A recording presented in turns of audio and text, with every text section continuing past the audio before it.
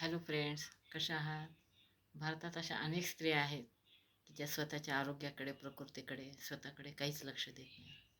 तर त्या स्त्रिया घरातली नवरा, वृद्ध व्यक्ती, मुलं यांची काळजी घेण्यातच त्यांचा दिवस जातो.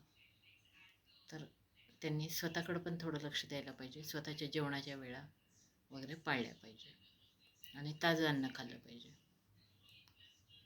आणि स्वतःकडे लक्ष देत असताना, घरातल्यांची काळजी घेत असताना त्यांनी सगळ्या कुटुंबाचं आरोग्य राखलं पाहिजे.